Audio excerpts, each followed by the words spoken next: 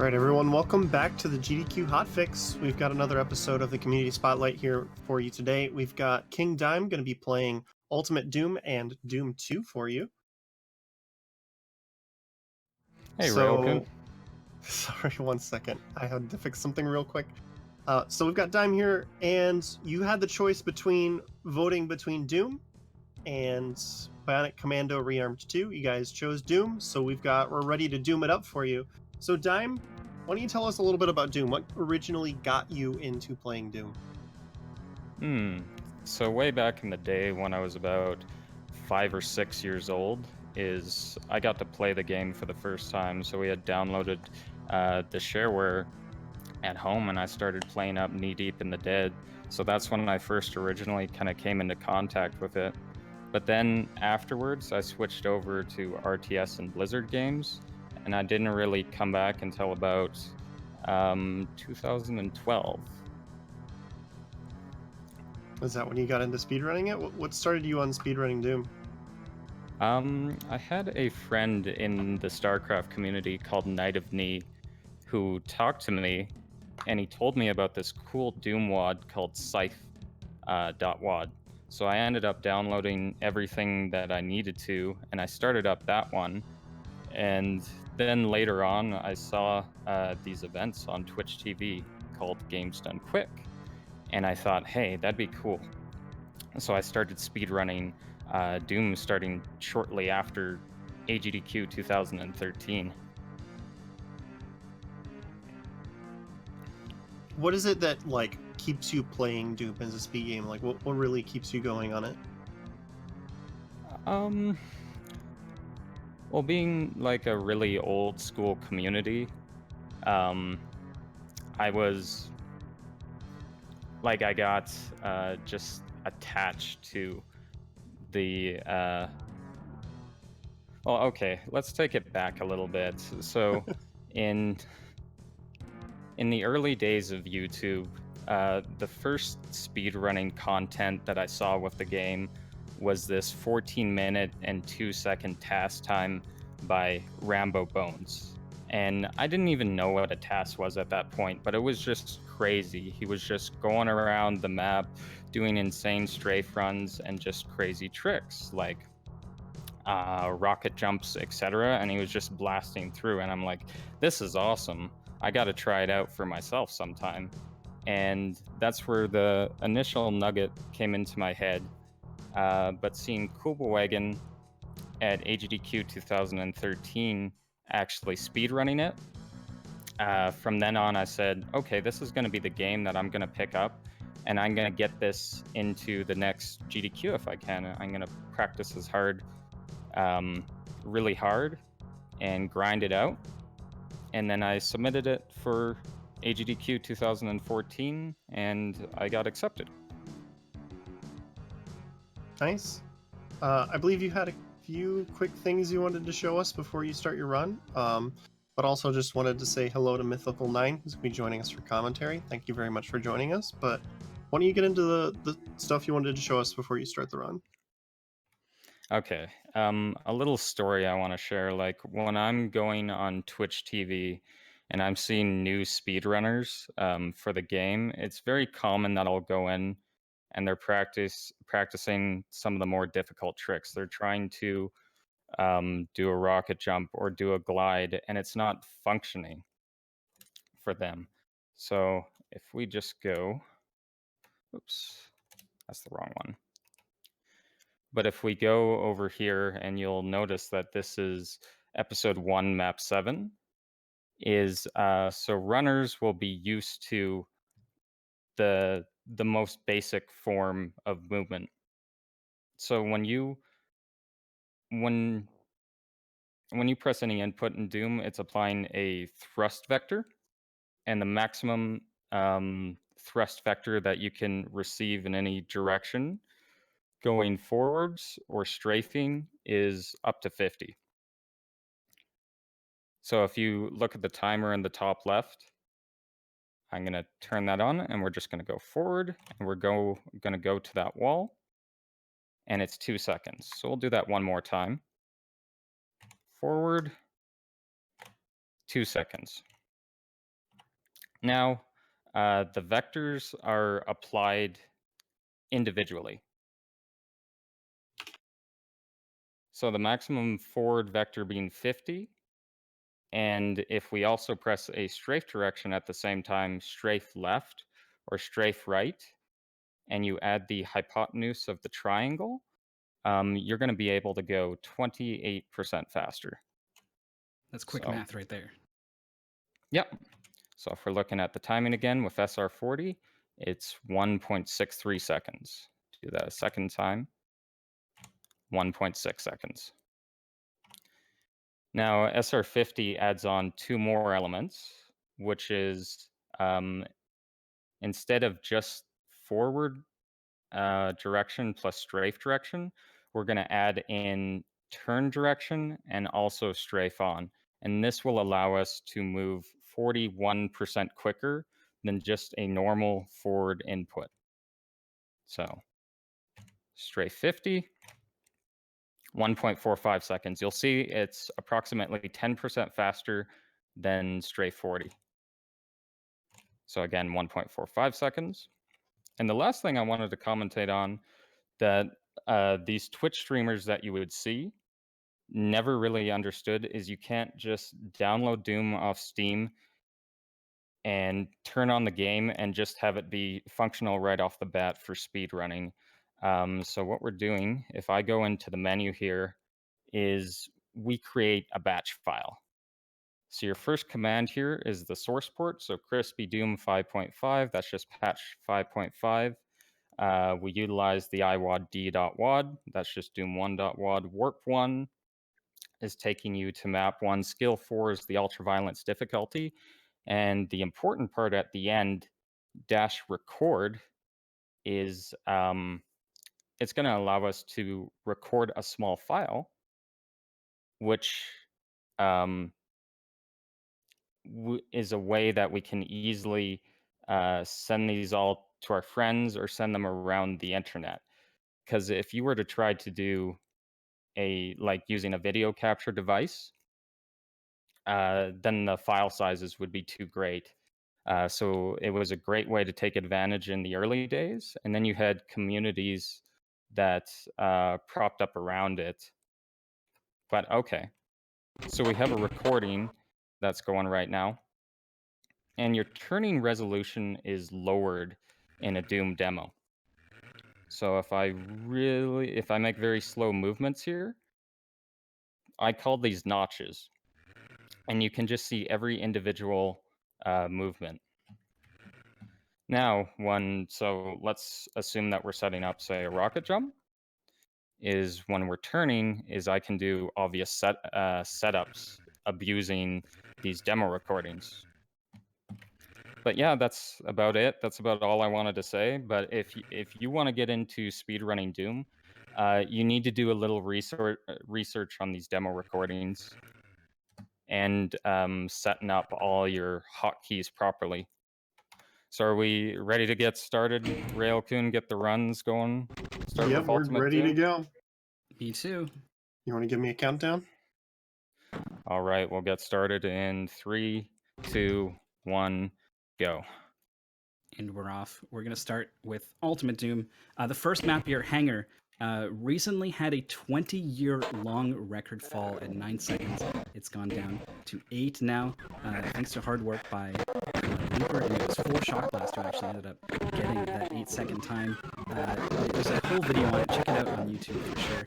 We're taking a different route here to pick up the Mega Armor because we're not just playing this first stage here, so unfortunately, we're not going to get a chance at the 8-second time or even a 9-second time. But here on stage 2, we're going to quick pick up this red key, go over to the other side, go through the red door here. And it's pretty straightforward here on this second map until the very end, actually. We're going to just ignore many of these enemies. This is sort of core to speedrunning Doom. You just move so fast that you don't want to get bogged down trying to shoot all these enemies. If you can, you want to try to get past them and into this exit. You can see this imp down here is a real problem sometimes, but we finally got through that. And yeah, the music is a little quiet. Apparently we can maybe work on some of that on the tech end. We'll do our best. Time is in map 3. Toxin Refinery here is A horrible, horrible map. The hit scan enemies here, the shotgun guys and the zombie men, they are they have hit scan weapons. So what this means is they don't fire a projectile, something like a slow-moving fireball that you can dodge. It just immediately checks to see, am I aiming at the player? And bam, you get hit. Can we pause here in a second? Sure, we can do that. Because the stream is dropping pretty bad. Can you drop your bitrate a bit on your OBS time? Sure. Getting accused of lag switching. Yeah. We're not death matching today. We're speed running. Love my ISP. It's great. Okay, so I restart, right? Yeah, You shouldn't have to, I think. Well, all right. But yeah, deathmatch. Speaking of deathmatch, back in the day, of course, there was a lot of people deathmatching in Doom. The term deathmatch actually came from Doom. It was John Romero, lead developer at id Software, who came up with the term. So, but it was people were really into Doom, both deathmatch and speedrunning, and it wasn't even really a speedrun community. They saw themselves as just trying to master the game itself, and so winning at deathmatch and speedrunning the game really well were just kind of two sides to the same coin. Are you going mastering again? the game? Yeah. I thought we were paused. So we're back here on map 4. We've jumped ahead a little bit here.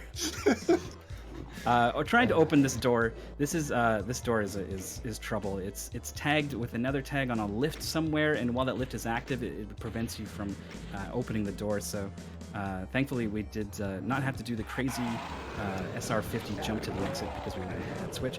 Stepping over a line on the floor there to trigger the walkway to rise. Having a lot of trouble with the enemies here. This is very common. It's very easy to get stuck on a lot of these enemies here. But now this walkway is up. Key. And now, because of all those enemies that are congesting the way back, we're not going to go that way. We're going to go through this secret. We're going to get some much-needed armor and a rocket launcher, which is obviously a very powerful weapon that we'll be leveraging in just a little bit. However, it does do splash damage. If we're right up close and we use that thing, we're going to blow ourselves up. We can use this to our advantage in a couple times throughout the run. But for now, in this really congested area right here, it's not a good idea to pull that thing out. We're going to be grabbing a secret soul sphere out here on the edge of the level. You can skip this if you get some pretty good luck. Dime did not get some good luck. The enemies are very random in Doom, particularly where they move, as well as the damage that they deal. This shotgun guy, for example, could turn around and peg Dime for up to 45 damage point blank. It's pretty nasty stuff. Down to 100 health here is a lot less than Dime would like to have in this situation, so he's going to have to be a little bit careful, hope for a bit of luck as we get through the end of map 4, I think they call it. Sidestepping through a lot of the enemies in this ground corridor, especially when you've got this tint on. It makes it a little bit harder to see. Also, I guess if your bitrate is not quite there, that'll also be a problem. We used the rocket launcher to clear out that room, picked up this key, using a secret here to slip through the middle of this dark room, which is good because it's very hard to navigate that room in the dark with the flashing. And there's shotgunners as well, so we're always trying to do our best to avoid those. That was Phobos Lab. That was map 5. Moving on to map 6, Central Processing. We're going to be doing a trick right off the bat. Take out the shotgunner because he's going to be on our way. That guy too. The other shotgunner right here, we're going to do our best to leave him alive. He actually came way out here. We want him to be right on the cusp of where that light meets that shadow, and that means he's going to be blocking a door that comes down. Yeah, this is successfully done here by Dime. That door closes for like 30 seconds. You're trapped in there, but doors will automatically open if they start to close on something, either a player or an enemy, to prevent it from being crushed. So using that, we can prop that door open basically with that very helpful shotgun guy. That lets us get right back out. We take a little secret there coming out from the blue key door. We're going to go through another secret using the rockets to clear out these enemies. And now, pretty shortly, we're going to grab the yellow key. We're going to step on this line here, which is going to open up a secret path. And now we need to be very careful. We don't want to shoot because there's some imps right here. Dime shot a little bit early, and I don't know. Yeah, they're in his way now. So if you can hold off on shooting, you can slip by these imps a little bit. You can shoot one and kind of slip through before the others get in your way. So that was a good example of how that can look when it goes wrong. The invisibility here is helping us a lot against these hit scan enemies. It gives enemies a wider cone on their attacks so that they're more likely to miss. It helps a lot versus hit scan enemies. It can get you into trouble versus projectile enemies because as long as they're aiming directly at you, the shot is completely predictable. You know exactly where it's going to be. You can sidestep the map. If you sidestep to the right and it randomly misses you to the right and hits you, that can be pretty frustrating. Using some rockets to clear through the specters at the end of the map, that was a tough room that was executed very well there by Dime. Moving on to computer station.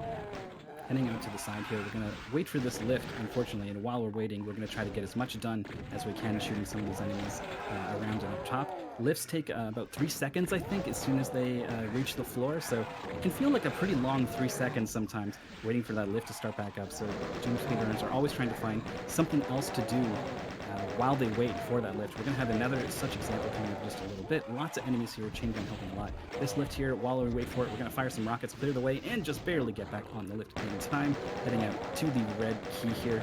The pinky demons are pretty hard to get around in this situation, but that was well done. This one was right in the way, so we're going to have to stop and take him out. There was a pillar we passed by on the way here. It's since gone down. We're going to be using it as an elevator to get over this lift, this ledge rather. We're going to skip the mega armor. We don't need it, but we are going to grab this soul sphere, and that rocket we fired earlier while we were waiting for the lift cleared out this area pretty nicely. So we've got our blue key. We're ready to take on kind of the end of the map here through the blue key door in just a little bit. But before that, we're doing a lot of damage from hit scan here. There's even more hit scan coming up, so you get a little worried sometimes when you take early damage and you know that probably I'm going to take some more. And that shotgun guy took a big chunk at a Dime, down to 69 health, and there's a lot of shotgun guys on this door that we just opened. So keeping some distance and using the chain gun pretty liberally here. Down to 41, not over yet. Health pack is going to pick us up, get us up to map 8.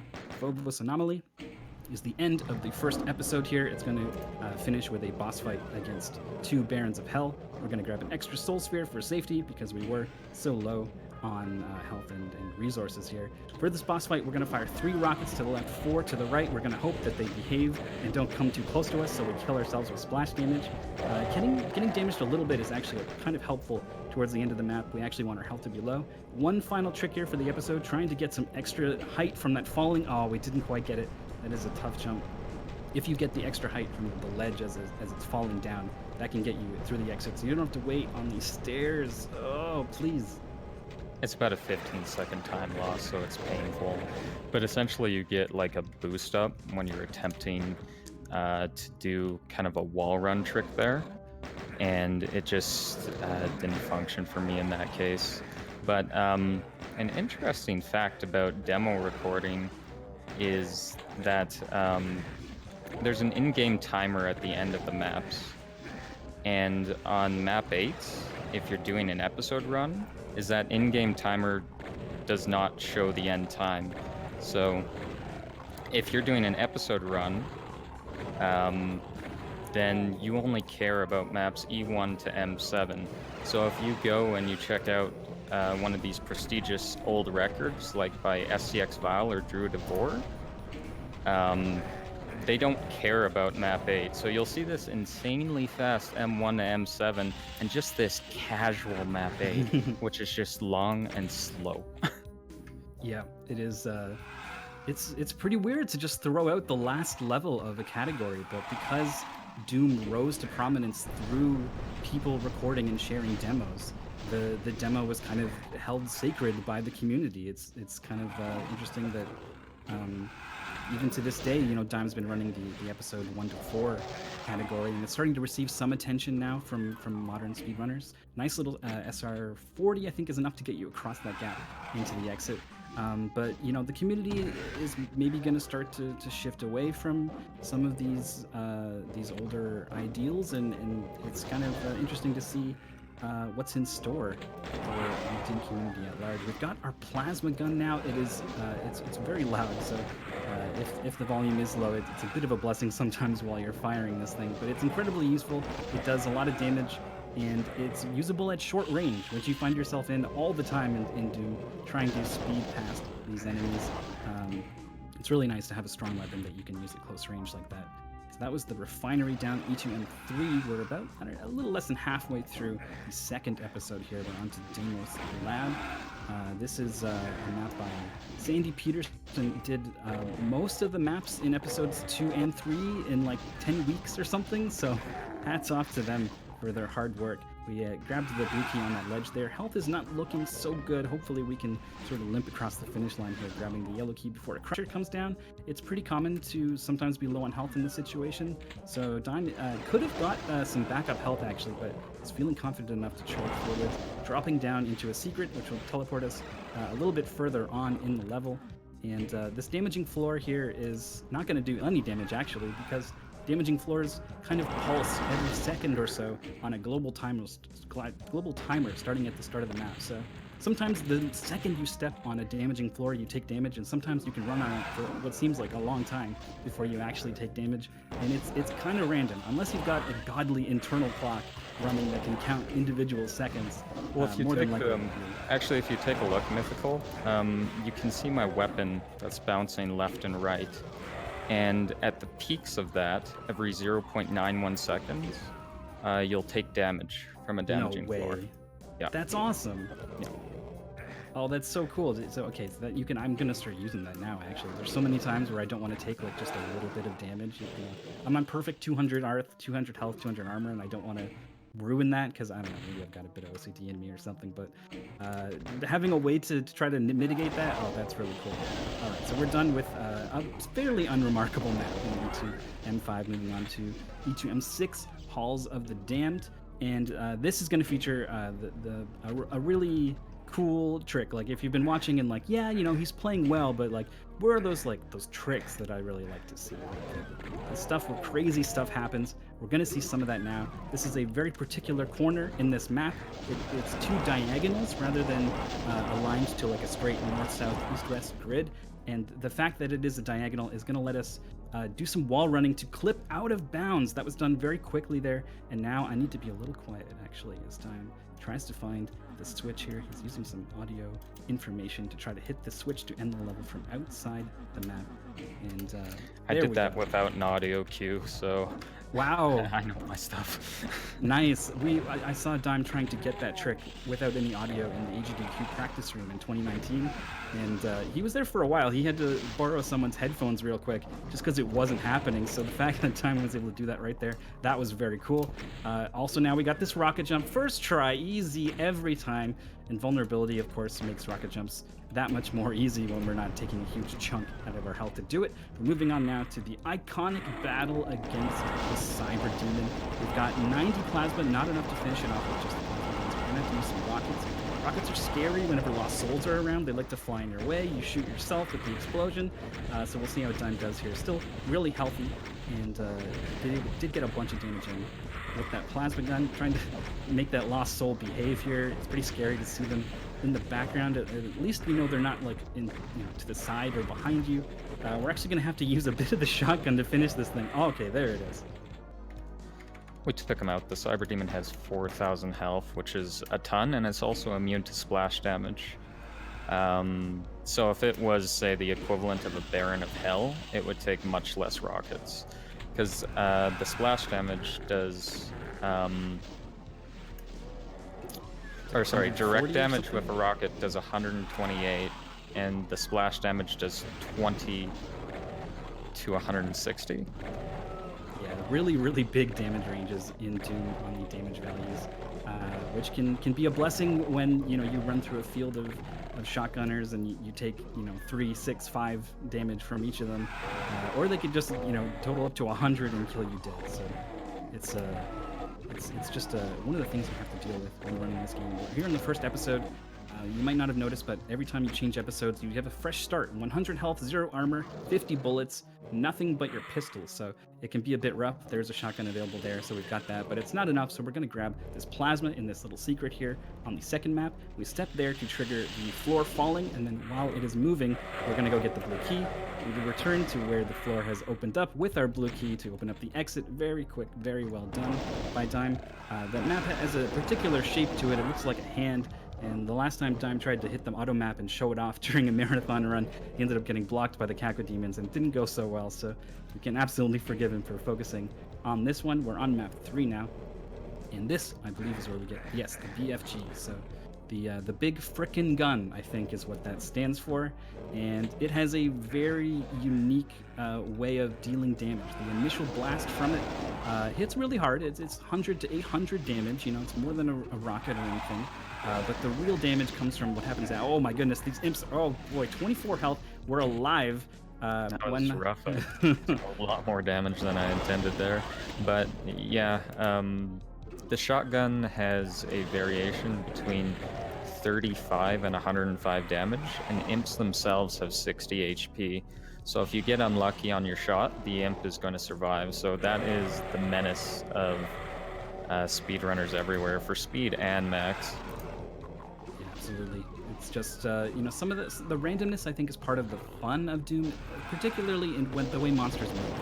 You can never move the same way twice in a run of Doom. We're going to be grabbing a yellow key here behind us to the left by bumping into it with just the right speed and angle. We grabbed that there. You can see it pop up in the UI to the right of the armor down there. We very quickly use that yellow key to grab the red key. We're going to use the red key to exit the map in just a little bit. Yeah, the random enemy movement, it sucks when you're trying to go for the world record and you need everything to, you know, you need the stars to align or whatever.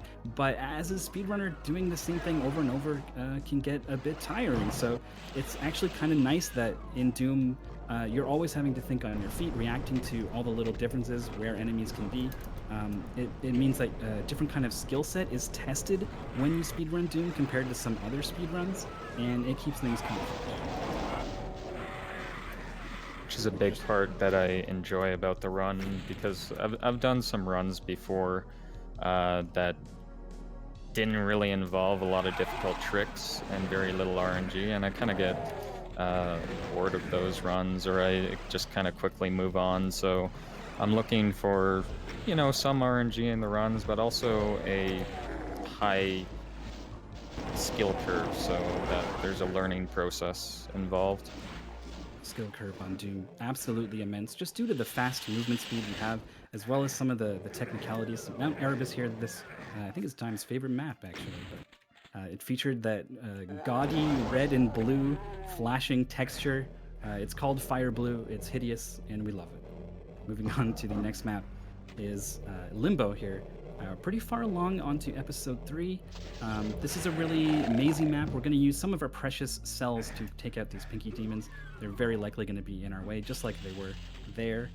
If you get really lucky, sometimes they won't be, but you have to kind of pre-fire the BFG because it has such a long wind-up time, so you couldn't really react to what they were doing and not fire that shot and save that aim. Plus, we're going to be in the area again now that we have the red key in that little maze. So they're probably going to be, you can see already these guys are a problem, but there's several spots littered all throughout the map now that have this, there's like a pillar that you see that the back side of it has a teleporter. I just went through this section twice. You totally did. You totally did. It's all right. You just deep breaths and we'll get back on track. It's cool. Everything's cool. I'm just saying I've never done that before. Like, just gone into the maze twice. It's just like, what have I done with this run? Let's just go back a second time. We had some tech issues before the run, and you know, it's not a good way to start off. You know, we're up on the big stage a little bit here. So thanks everyone for watching. Yeah, here we go with the teleporters, doing some strafe running across some gaps, picking up the yellow key. We raised this bridge here, and nice strafe running to the bridge, and not overrunning the bridge so that we were able to get into the exit. We now have the final boss fight of Ultimate Doom. There it is. He's gone. He's dead. That was the spider mastermind. It has 3,000 health. BFG does, you know, about 2,500 on average, so yep, there he goes. I lied about it. Ultimate Doom features this extra episode, so we have Thy Flesh Consumed. All the level names are Bible passages. This is a horribly difficult level. It is crazy how much more difficult this is compared to anything in the previous game. There's almost no health on this map. You get 1 armor. You're limited on ammo as well. Time did a grab of the red key through the bars. And that's really important because otherwise you'd have to fight more enemies as well as some Barons of Hell, like with just your shotgun and maybe some rockets. We just saw one there finally teleported out to get in our way. 25 health, 25. We do have some health kits available at the start here, but it's a pretty rough start considering the second map is also monstrously difficult. We're going to jump through this window, step over here to open up the way forwards. We're going to try not to kill ourselves with a rocket and then deal with the shotgunners. Berserk Pack is going to refill us at 100 health. And now, very, very handily, we're going to be able to grab a BFG through the wall right there. Just you have to make sure you approach it straight on. We're also going to be doing the Stephen Winterfeld jump here to skip the blue key pillar. Don't look to the left. There's a Cyber Demon. You don't even want to acknowledge his existence. Use your BFG to clear the way through all of these Caco Demons and get into the exit. You can see here, if you didn't have the BFG, you wouldn't be able to just go through there. You would have to back up and deal with the Caco Demons, and then the Cyber Demon would be a big problem. So the BFG is instrumental in getting through that map cleanly. We've got a rocket jump here on map 3. This is a crazy, crazy trick. The Lost Soul that rises up slowly in between the gap. We're going to use that to detonate our rocket so that we get the extra speed we need to cross the gap. Second try for Dime. He's feeling so shaky. He's redoing the maze, sure, but then when he comes to the crazy rocket jump, he's still getting it. Second try. I like the bounce back here. Very, very cool. We're on to map 4. I think this is Unruly Evil. Really, really cool Bible passage names for all the levels here in episode 4. This invulnerability sphere is going to last for pretty much the rest of the map. It's a little hard to see whenever you've got someone with this bright white invulnerability power up. We're going to be hitting the switch to get on the lift, go in the teleporter, hit another switch. This opens half of the exit. We need to hit the lift again, get on it, go in the teleport to go to the other side, hit the other switch. Now the exit is open, but we can't get up there until we activate the lift again. So now we're on the lift, and finally we're out of the map. Moving on to map 5, They Will Repent. This is this really cool marble castle texture I really like. Really appreciate seeing it a lot in the fourth WAD here. There's not a lot guarding the red key, so we're just kind of waiting out on the lift, tapping things with the chain gun, keeping them away. We're going to be able to skip large portions of this map. First, we're going to grab this plasma gun, nice to have, even though we do have the BFG, and we're going to try to get over some of these railings here. This is not any fancy speedrun trick. Like you really do just get on top of the railing and then walk off of the railing. And the tricks don't end there. There's also just this big window right in front of the exit, so you just run straight through the window. There's a yellow key door there. No one ever opens the yellow key door. They just all go through the window. Anyway, we're on to probably the hardest map in the entire run. It is E4M6. I'm not happy at all. Oh, with 22 my armor setup. Because Yep. basically the only armor that you pick up is on Perfect Hatred, where you get the one mega armor on that. Because actually E4M6, it features no armor. Like I don't have a backup armor that I can get. So this may take some attempts to take out the Cyber Demon, but wish me luck. Cyber Demon. What Cyber? I don't see any Cyber Demon. I just see it like I'm already a pretty difficult fight against some healthy enemies in close quarters. But maybe now you might hear the clomping around of the Cyber Demon that was just released. He's just to the left here in a little alcove, and dealing with Cyber Demons in close quarters is incredibly difficult. So here's the save. The BFG does a lot of damage, but so does the Cyber Demon. We're inside the room, and he didn't quite get it on the first attempt. Once you're inside the room, especially if he's on the far side, you've got a much better chance if he's standing right in front of the exit. And it looks like we're gonna need one more. There it is. That's gonna do it. I got ridiculously lucky. He did. That He should just- have never worked. He was just There's walking no way. around. He couldn't handle it. He saw the look on your face, and he was like, "Oh my God, what do I do? This guy's running around with this crazy gun I've never seen before. No other demon could possibly wield the BFG." It's fine. He's totally defeated, and now the difficulty drops actually quite a bit compared to that map. This is a bit of a cakewalk. We grab the red key ledge. On the red key on the ledge rather, and now a difficult trick, but one that we can at least have enough time to set up for. We're looking for a pixel on the door here. Dime finds it very quickly. A speed run, or strafe run 50 rather, to cross the gap, hit the exit switch while it's still in the floor. We don't have to wait for it to pop up if we know it's there.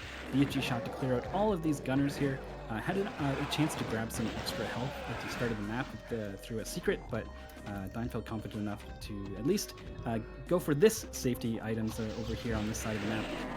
There's two sides to this map where you get a red and a yellow key. Combined, they clear the way to the final encounter, because this is the final map, by the way. But we're going to be doing a rocket jump to skip having to get the red key. It's a rocket jump, so it's always pretty difficult, and you're going to get take a bunch of damage from the explosion. So it is pretty risky. See how it goes here. BFG to take out the Baron. There's our switch. We can now go to the door because it's open. And first try on the rocket jump, 60 health. We're in some. Okay, there we go. Soul Sphere up to 141. Armor as well. There's the Spider Mastermind. It's no more scary than it was before. It dies in 2 shots. The exit's starting to come down. We're going to get up on this pillar to get some extra height to get in there just a little bit early, and that's time. All right, so that was. That was not a good start in a lot of ways. We had some tech issues and all kinds of things. The revisit on the maze. But you hit like almost all the hard stuff first or second try. Pretty much hitting the Void Glide there in E2 M6 and the rocket jump first try E2 M7. E4 M3 was second try too, wasn't it? For all the issues, it was a pretty decent run. What was the final time on that one? Pretty much 25 even. I hit the timer a little bit late. 25 even was like better than my practice run, so I don't understand this sometimes. That's with the extra maze entry. Yeah, it would have been like a 24-30 otherwise, but yeah. I don't know how accurate that is because I didn't realize you started immediately, so the timer was still paused. So. And of course, having the pause and just me keep going. Got to play this game. Got to run fast. Got to kill monsters. But we got to the end of the story here, and Doom Guy is very sad because the demons have taken out his pet rabbit Daisy. So rest in peace, Daisy. Yeah, he doesn't seem all that torn up about it. Like he's just holding on to the severed head. Like I get that it's your last remaining token of your beloved friend, but it's a little weird that you're just holding it. But whatever. Doom Guy's not exactly the most sensitive person, I suppose. Right, and, that was Doom 1. We've got a couple extra things we want to show you though before we take a break and come back with Doom 2. Yeah.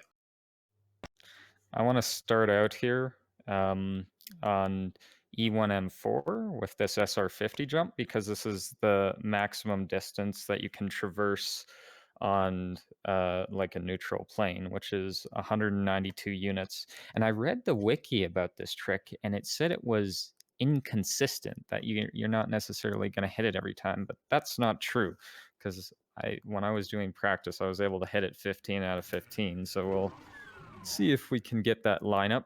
Oh yeah, 16 out of 16. There's no way you just jinxed it. It's absolutely going to continue here.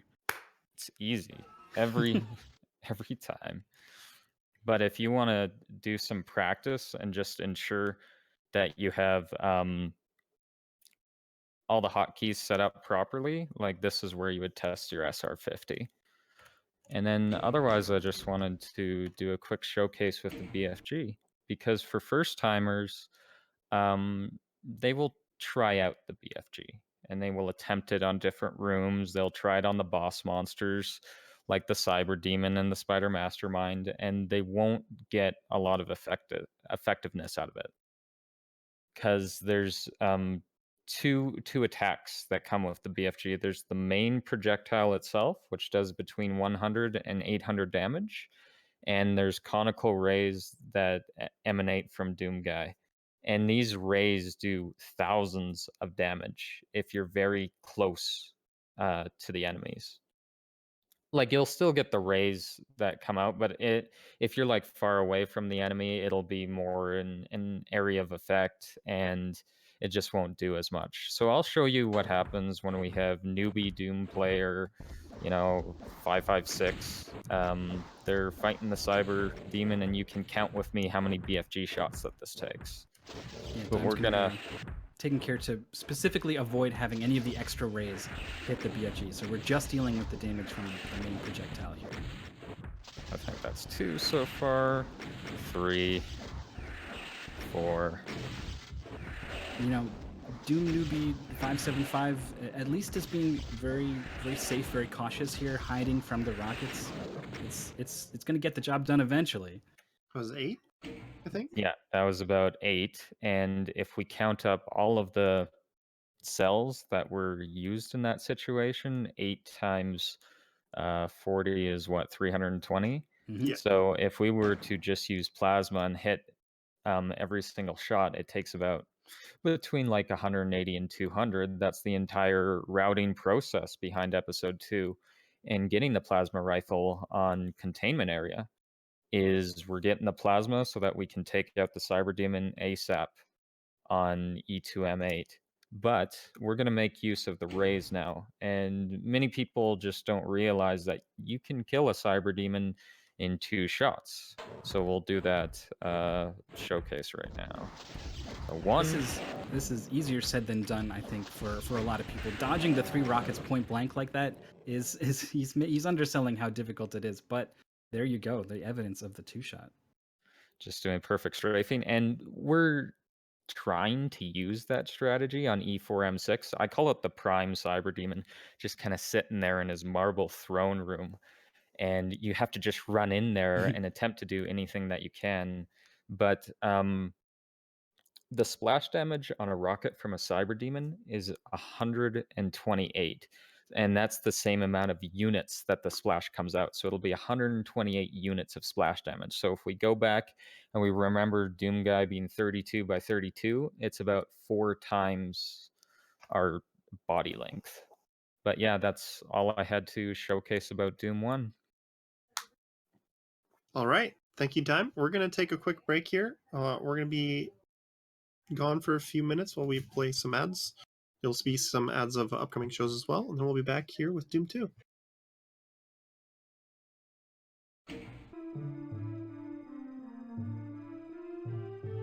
I'm ready.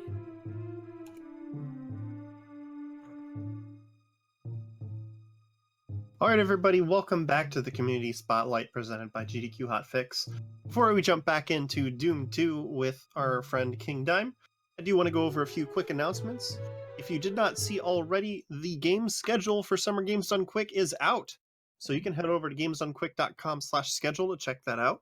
Get your hype on for SGDQ coming up.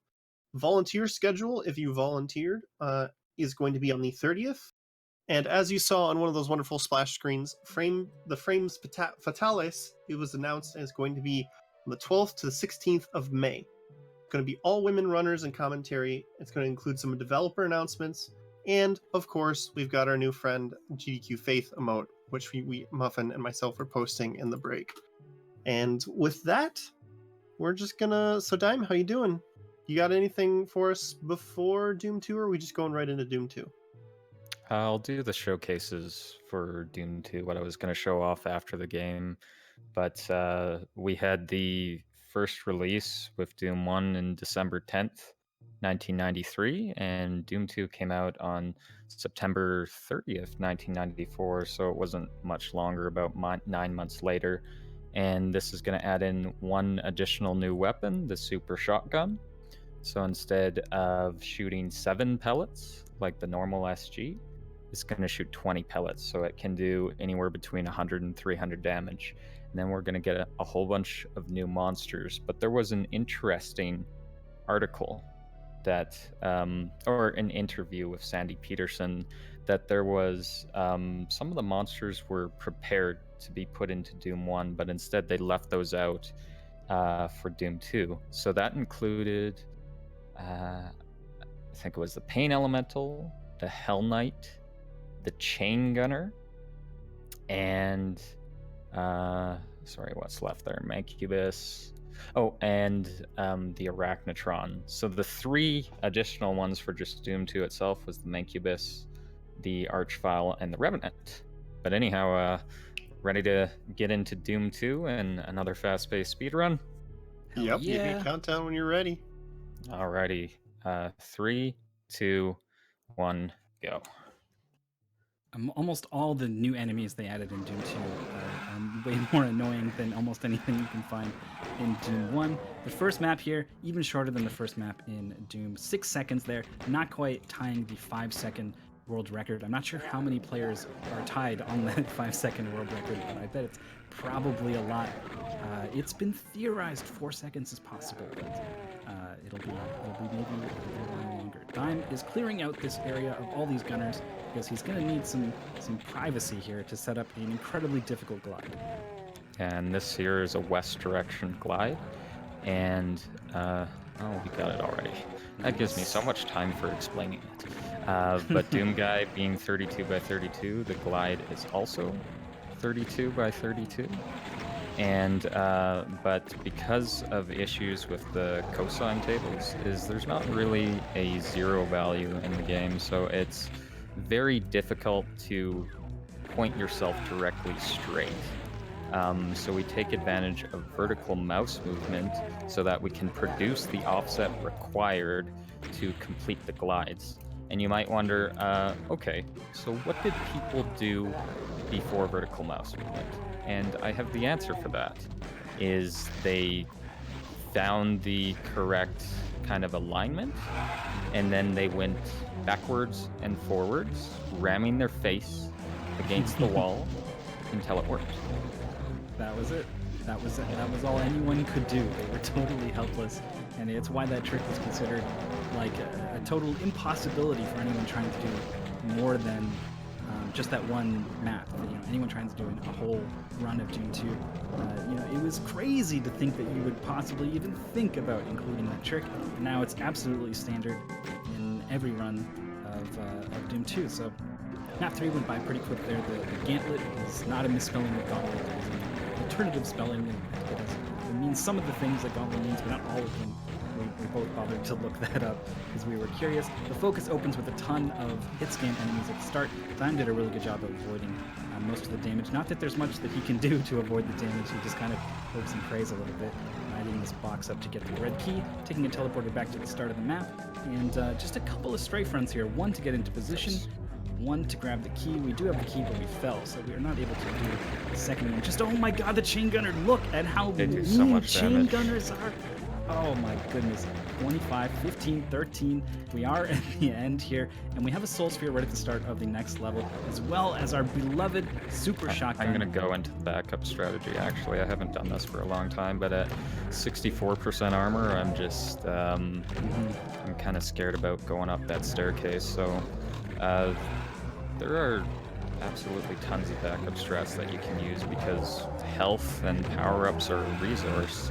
And when you're speedrunning, you're trying to essentially skip as much as possible.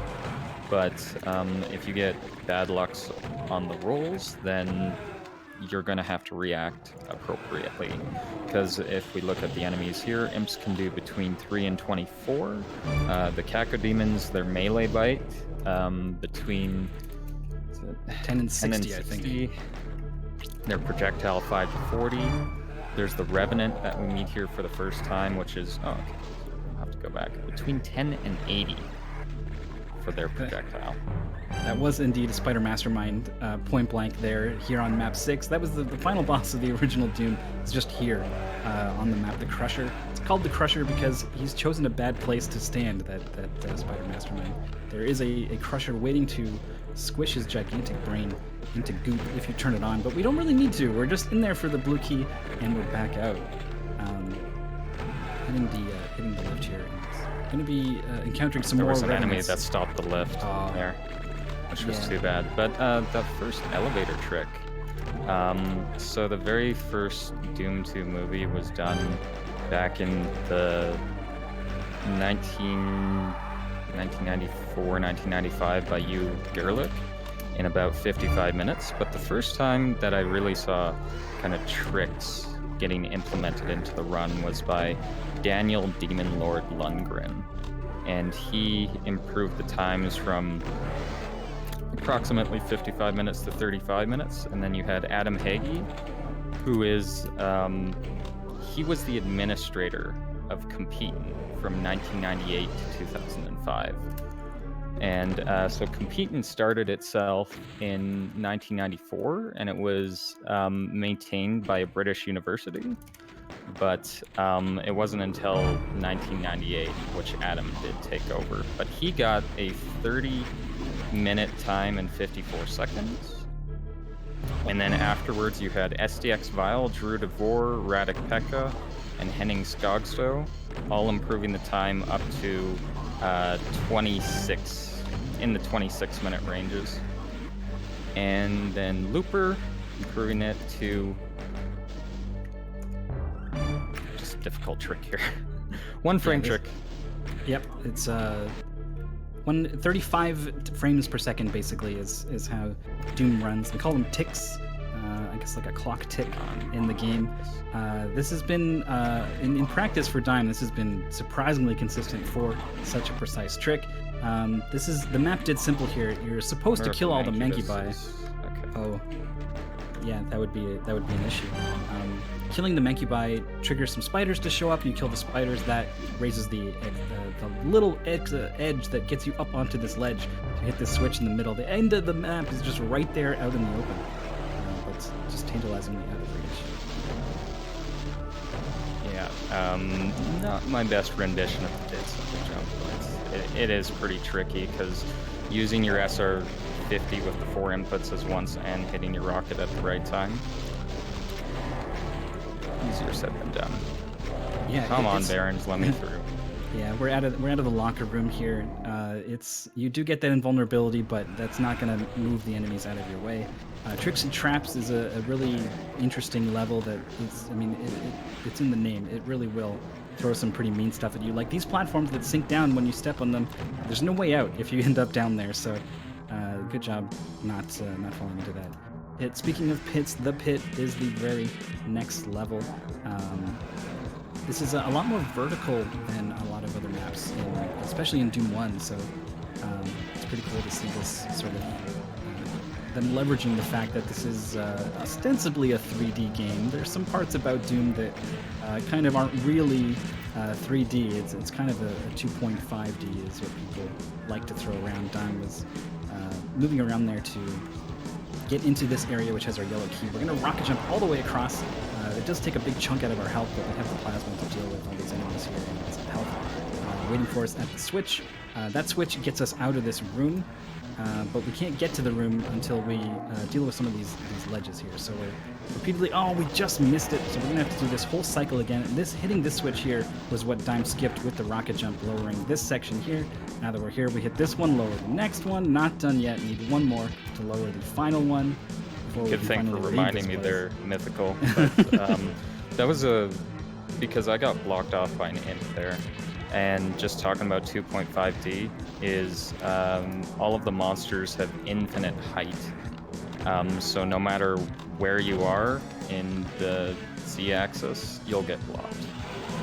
Yeah, well, in modern Doom clients, we'll kind of fudge that a little bit, let you kind of stand on top of monsters, but in the classic Doom, which you need to be playing if you want to be actually speedrunning the game, you have to deal with some of these things. And we'll see a map later on downtown. There's a good chance that an imp like a mile below us will block us from stepping off of the ledge. But for now, we're on refueling base, going through all of the hit scan enemies. Coming out of that room with 56 health is pretty typical. It is a pretty nasty room. Stepping on this magic square on the floor that opens up BFG for obviously a great weapon to have, and the extra ammo when you pick it up as well. We've got our blue and yellow keys already. Heading to the end of the map, we are going to save here, even though the end is right in sight, because there is a cyber demon. So anytime the cyber demon's around, you need to be careful. He can teleport. There are teleport triggers all over the place. He can end up right in front of you, in front of the exit door. So taking care to manipulate him so that he's shooting and standing still rather than walking around in any of those teleport triggers is very key.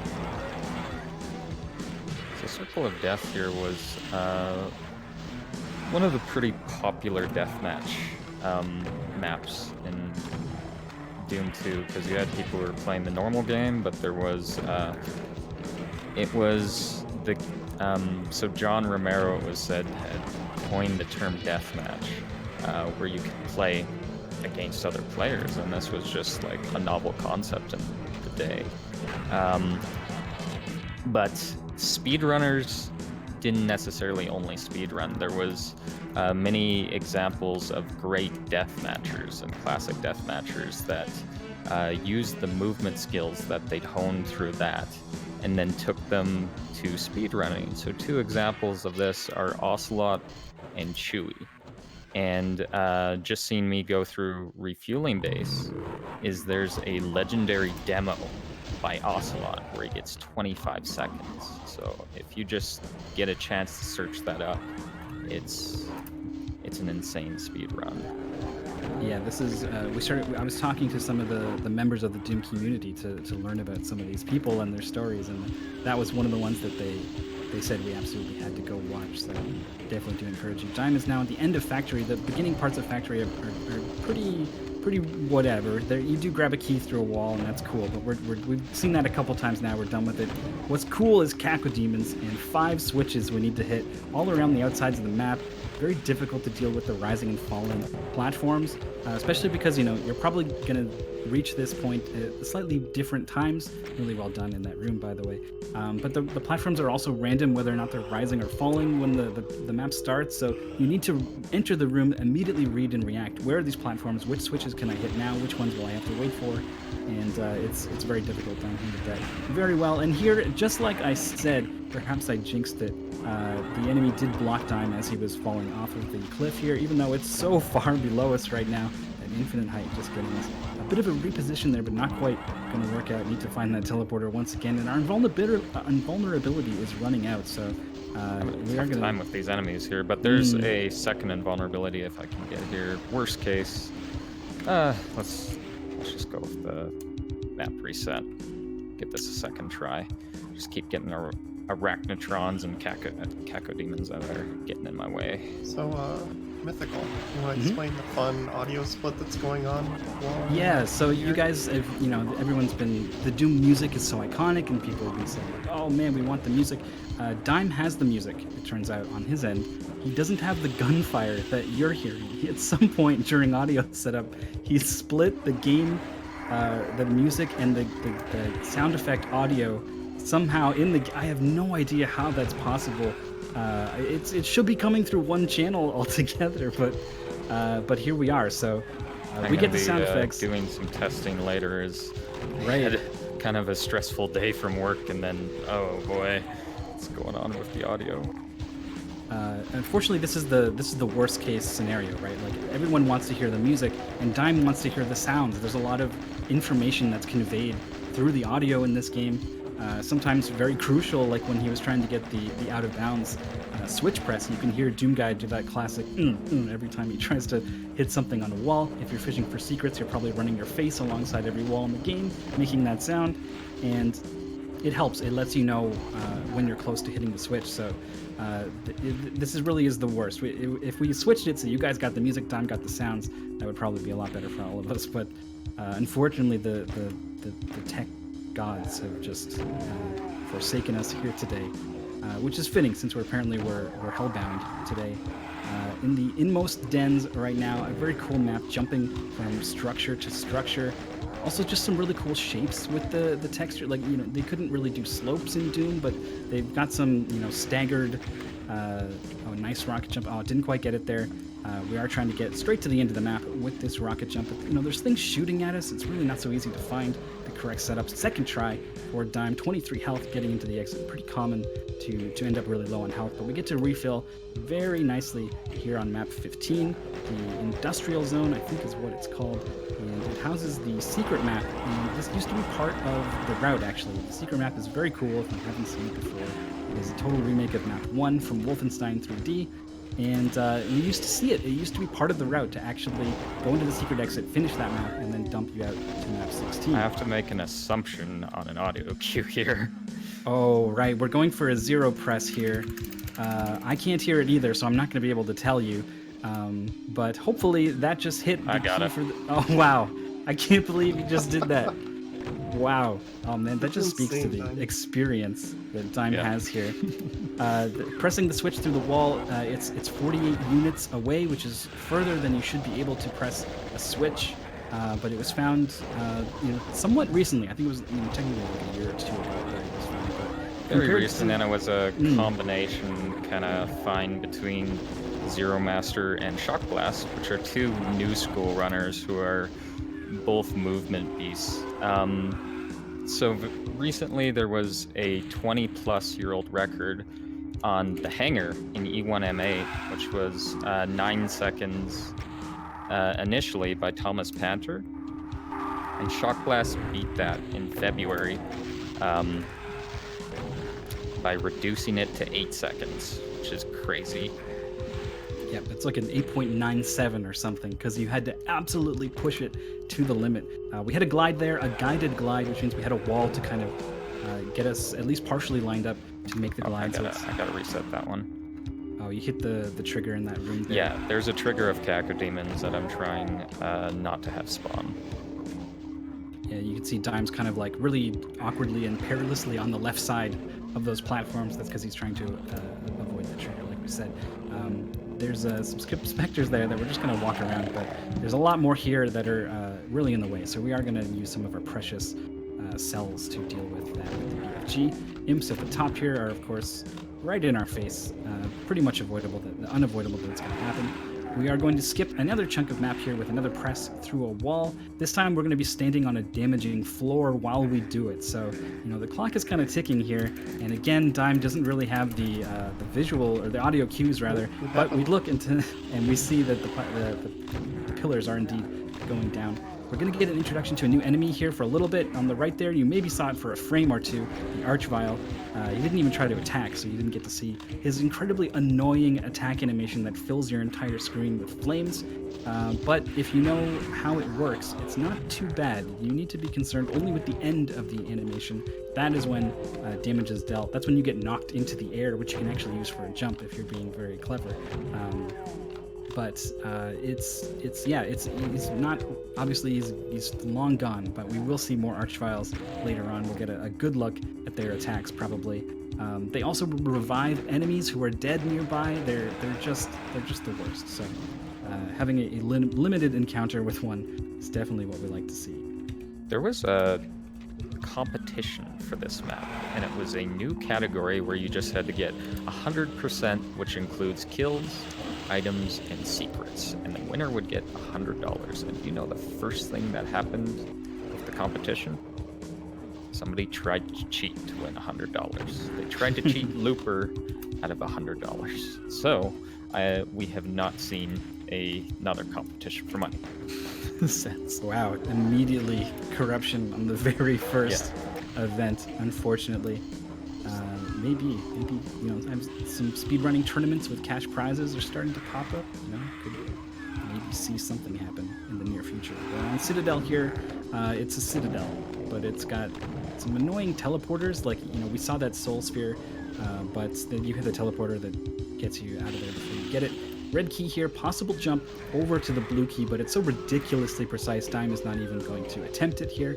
He's instead going to throw in a glide. The way this map works is you've got the red key, and then you need either the blue or the yellow to open up the other side, unless you're equipped with the ability to do another one of these glides here. This one is unguided, so it's pretty finicky. The pinky demons are getting closer and closer. They bite him a little bit, but he does get through. He bit me in the ass just before I got through, so I don't know how I didn't get moved over.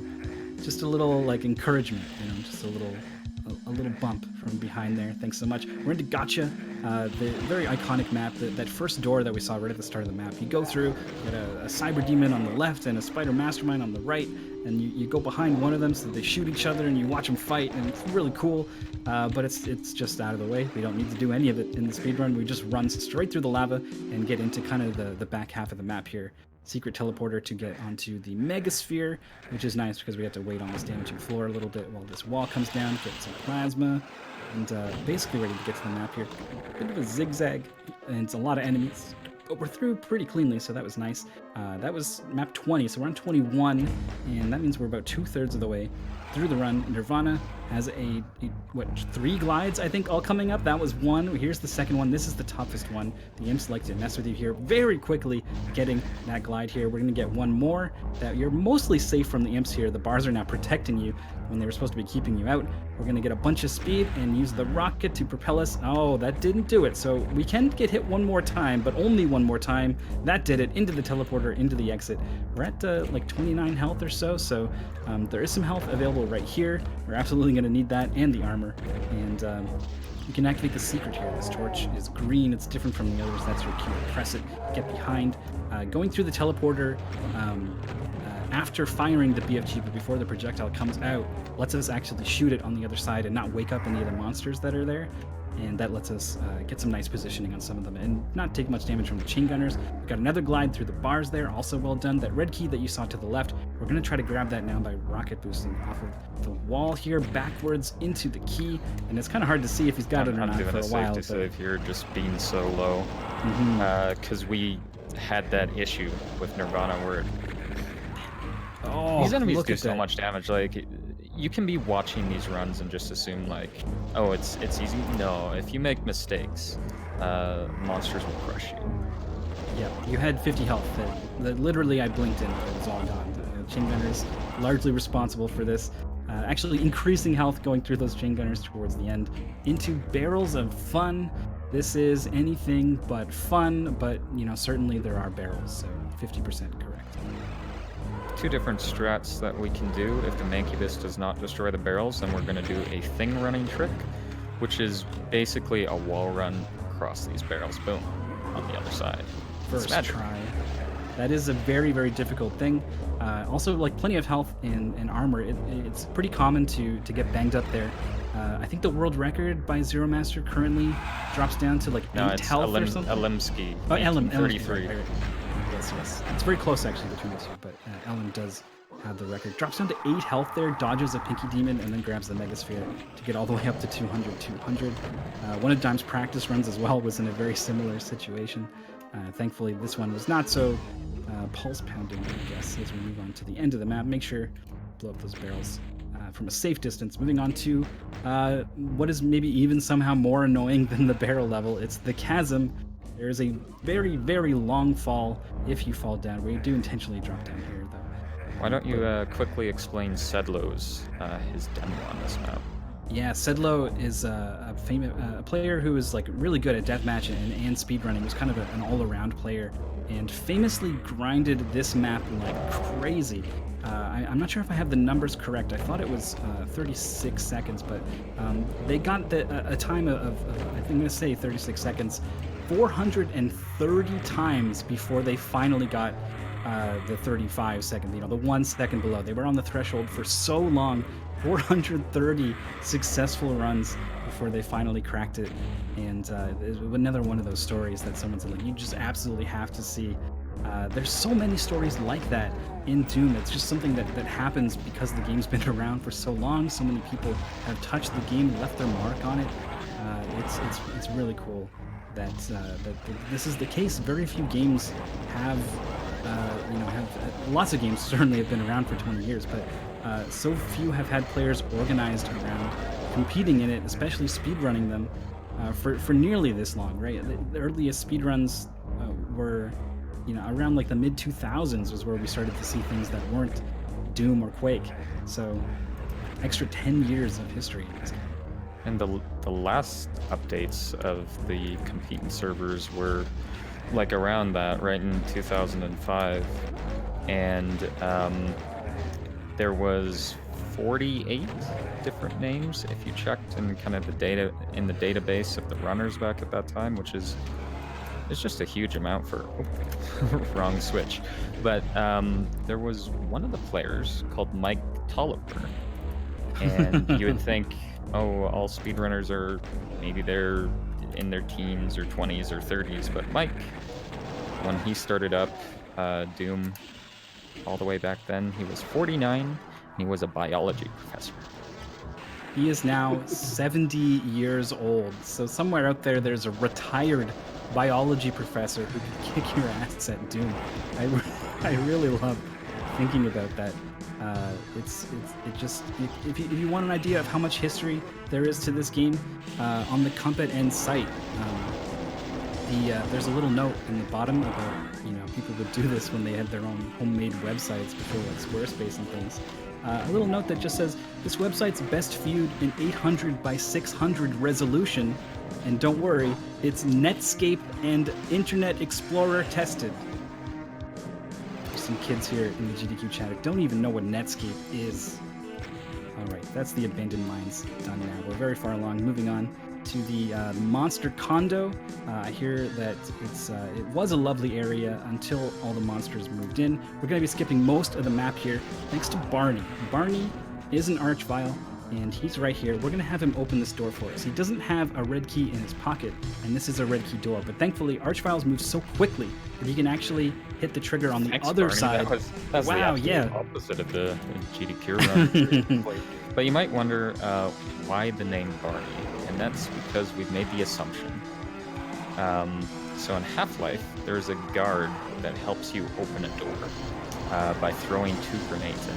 His name was Barney, according to Turno TV. So we made the assumption that in the afterlife, Barney would always be opening doors. That's like a Sisyphus boulder up the hill sort of situation, cursed to eternally the outside eternally door open doors. I guess there's worse fates. Yeah, but the Archvile has the highest monster speed. So by running into the wall there, it can open the non-key side of the door. Yeah, and monsters they will open doors and things. They're kind of always using things as they move around, so able to open that door. And sometimes they open doors you don't want them to, and they barge in when you're trying to do something. That was the Spirit World. Very cool map. One of the only maps that really feels like you're actually in hell, and has some of the best music. Maybe you couldn't hear it here, but we'll move on to the Living End, the penultimate map, and the final map is kind of like a giant boss fight, basically. So it kind of is the final map, and it is a doozy. We've got that big mountain at the start. That is the exit, and we're kind of running around the outsides of the map, hitting all kinds of switches, getting keys, trying to work our way to the teleporter that brings us onto that mountain. If you are dying, you're very concerned about your health, because there are chain gunners all around this map who can shoot out all the way across the map, and if you're kind of limping into the finish line with only a couple health, chain gunner might have something to say about that. We can see this very, very slowly rising walkway here. We're pretty good on health and ammo, so I don't think we're going to see that. We are going to see the rad suit grab here, and we're setting up for 2 separate rocket jumps. Yeah, it's like a double rocket jump. It's pretty crazy. Somehow Dime has got this fairly consistent. There are people, even world record holders, who are trying to beat the game. No saves, no deaths, right? They're trying to record a demo clean from start to finish. This is map 29 at the end of the run, and players are still incorporating these crazy rocket jumps into their run. This could just end your run all the way this late into the run, but that's just the level of competition that this run has reached. Successful jump here for Dime on the first one. The second one is, I think, probably a little more complicated. Yeah, because we're setting this one up by we're gonna hug a torch, and then we're looking at like one of the straps on the med kit to our left, and then I'm gonna do 4 MF or strafe right 1 movements, which is the least amount of thrust that we can apply to the movement. We're gonna vertical mouse. I totally at the very end there I move slightly, so it'll be off. 1, 2, 3, 4.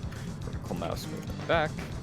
Not use the chain gun. I've done that before where I do the trick and it's just like, oh, pop. I'm on the chain gun. There we go. Wow, first try. Once you got the setup, that is, anyway. We're into the exit here. 78 health, plenty of health. But between us and the exit is a cyber demon. Oh no, look out. Oh, he's okay. He was in a pit.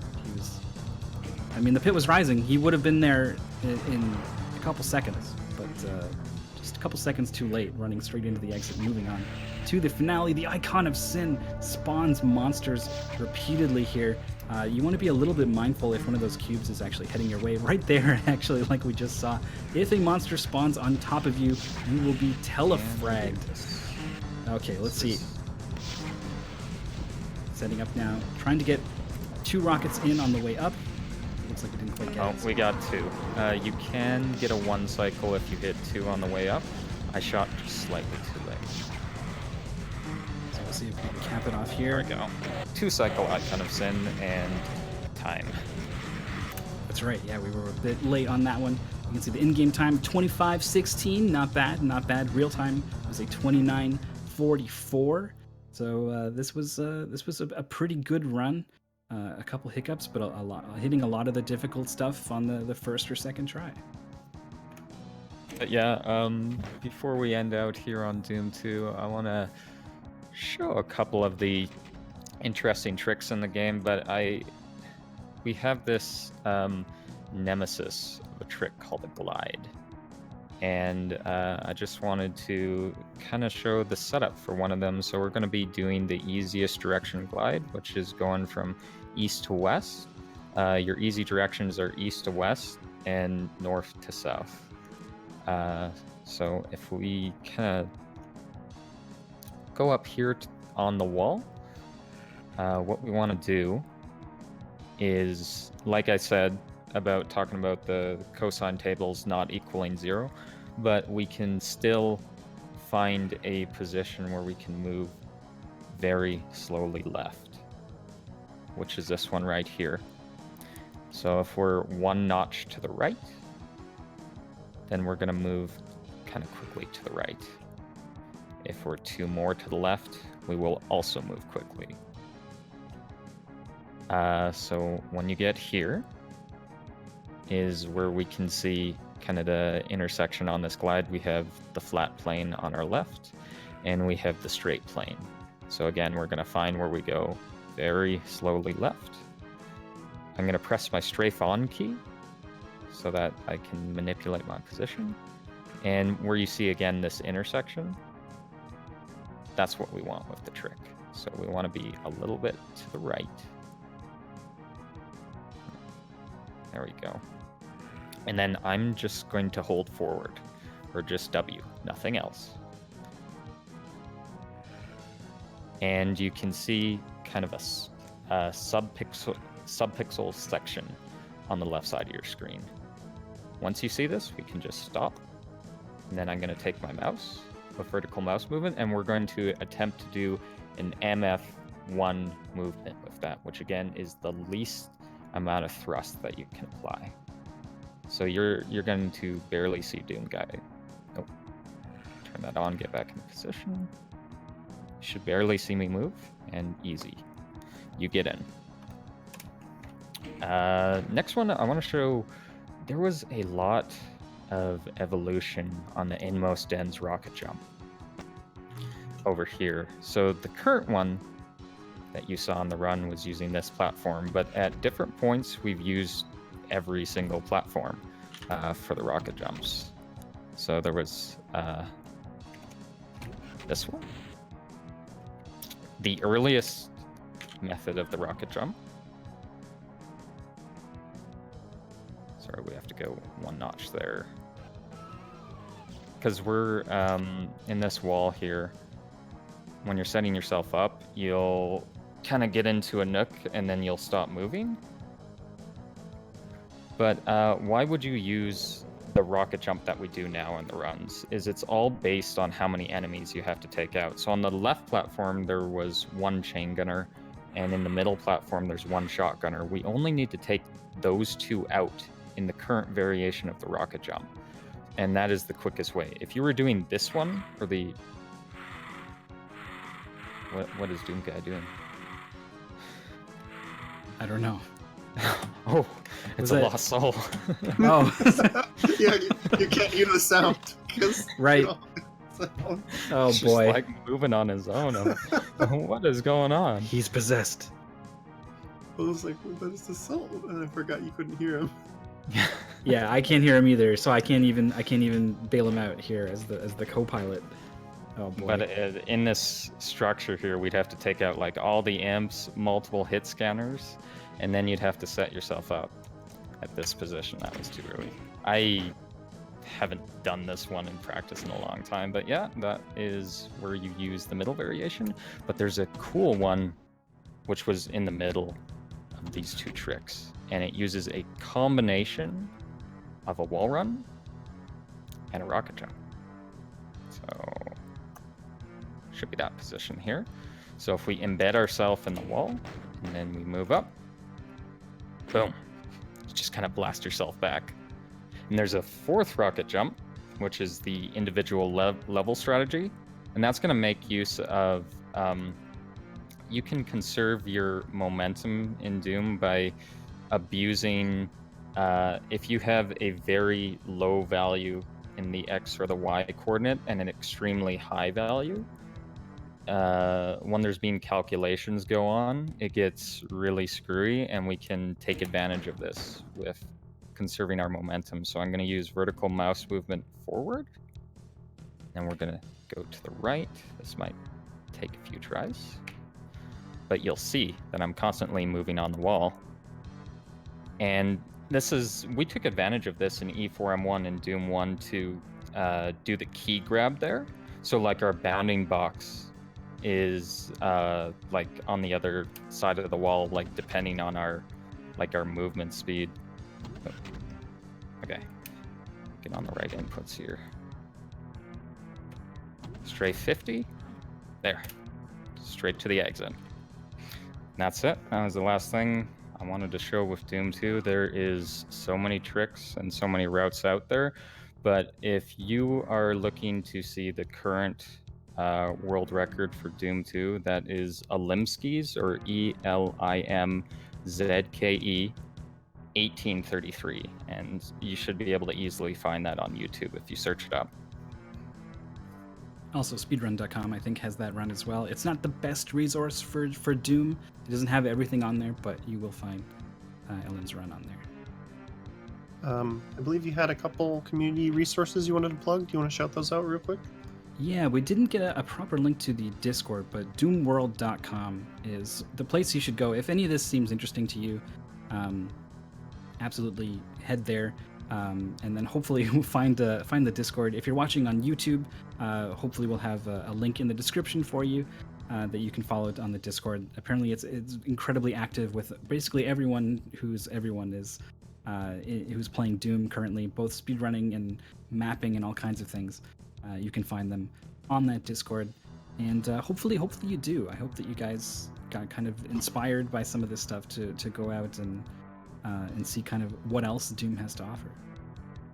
And if you want to learn more about the demo recordings or learning just how to do the strafe runs, I know the explanation was a little bit butchered at the start, but I'd be absolutely happy to help you out. Thank you so much, Dime and Mythical, for being here for this Doom 2 and Doom 1 show-off. We just want to say real quick, if you tune in tomorrow at 8 p.m., there's going to be an episode of The Sprint.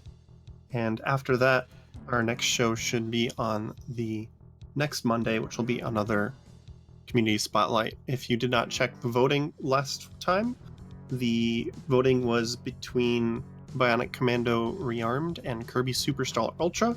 So next week we're going to have Kirby Superstar Ultra, and currently on our Twitter, if you go there now, there's voting between Golden Sun, The Lost Age, and Splatoon 2 Octo Expansion. So make sure you head over to our Twitter, Games Done Quick, to pipe up and tell us which one you want to see. But with that, do you guys have any final things to say before we sign out? Well, we just want to thank everyone for watching. I specifically want to thank Dewsum, Looper, and Zero Master. They helped us a lot with the commentary, some of the technical details, some of the insight into past players. Everyone who voted to see Doom here on the Spotlight.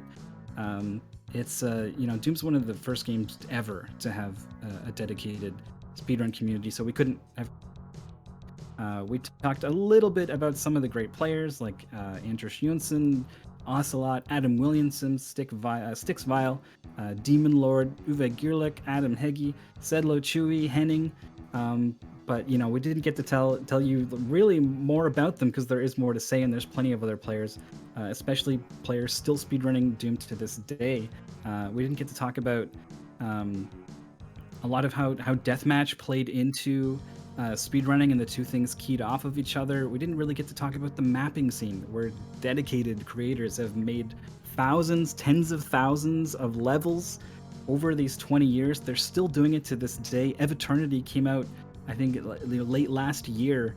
Is a full 30-game map set with a crazy angel final boss thing that people are just... There's a lot going on in Doom. So I'm a bit of a newcomer to the community myself, but it's really a cool thing. Happy to be part of it. All right. Thank you very much, guys. We're going to sign out there and send you over to another great stream to watch. So thanks everybody for tuning in, and tune in tomorrow for the sprint.